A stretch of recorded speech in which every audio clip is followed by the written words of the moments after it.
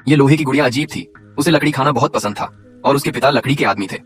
वह अक्सर उसके लिए लकड़ी के खिलौने बनाते थे, लेकिन वह सब खा जाती थी। जैसे जैसे लोहे की गुड़िया बड़ी होती गई, उसकी भूख बढ़ती गई और फर्नीचर भी काफी नहीं था। फिर उसने घर पर नजर डाली। जल्द ही घर में छेद हो गए और उसके पिता को लगातार उसकी मरम्मत करनी पड़ी, लेकिन बच्चे की खाने की स्पीड के साथ मरम्मत नहीं हो पा रही थी। कुछ ही समय में घर गिरने की कगार पर था। इसके बावजूद लड़का लगातार खाता रहा और घर गिरने ही वाला था। एक मुश्किल पल में पिता ने उसे अपने शरीर से ढक लिया। हालांकि दोनों को कोई नुकसान नहीं हुआ, लेकिन उनका कभी का गर्म घर चला गया था। उस पल लड़का भी पिता बिजली कड़कने की आवाज से जाग गए। जब वह जागे तो उन्होंने सिर्फ वह विंडमिल देखी जिसे उनके बेटे ने खा लिया था। उन्होंने हर जगह ढूंढा, लेकिन अपने बेटे को नहीं ढूंढ पाए। जैसे ही वह खुद को बुरा भला कह रहे थे, उन्हें अचानक पहाड़ की चोटी पर रोशनी की एक किरण दिखाई दी। हवा और बारिश का सामना करते हुए वह पहाड़ पर चढ़ने की कोशिश करता रहा। खुशकिस्मती से उसकी कोशिशें रंग लाई।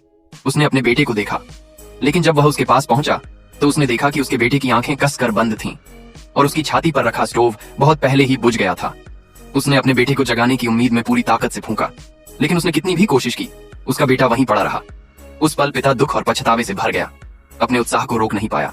पिता ने अपने बेटे की छाती पर विंडमिल रख दी। हल्की हवा चली और विंडमिल अपने आप घूमने लगी। यह देखकर पिता को एक आइडिया आया।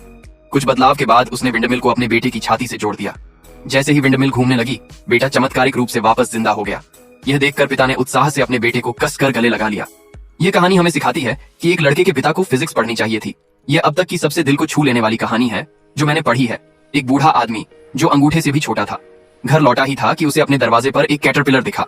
उसे भगाने के बजाय बूढ़ा आदमी अंदर गया और खिड़की से बाहर झांका। उसने देखा कि कैटरपिलर पत्ते खाने की कोशिश कर रहा है, लेकिन यह देखकर कि कैटरपिलर पत्तों तक नहीं पहुंच पा रहा है, बूढ़े आदमी का दिल तुरंत पिघल गया। उसने एक कैंची उठाई और मदद के लिए बाहर भागा। जल्द ही पत्तों का एक पूरा गट्ठर कट गया।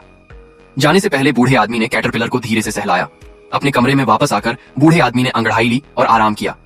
आराम करने का समय हो गया था। उसने अपना गुलाबी पजामा पहना और सोने ही वाला था कि उसे कैटरपिलर के पास देखने वाली आवाज सुनाई दी, जो अपनी मुर्गी की चोंच से कुछ खा और नोच रहा था। बूढ़े आदमी ने उसे डांटा नहीं, उसने बस धीरे से उसे चुप रहने का इशारा किया।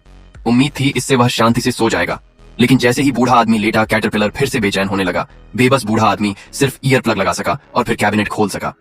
EI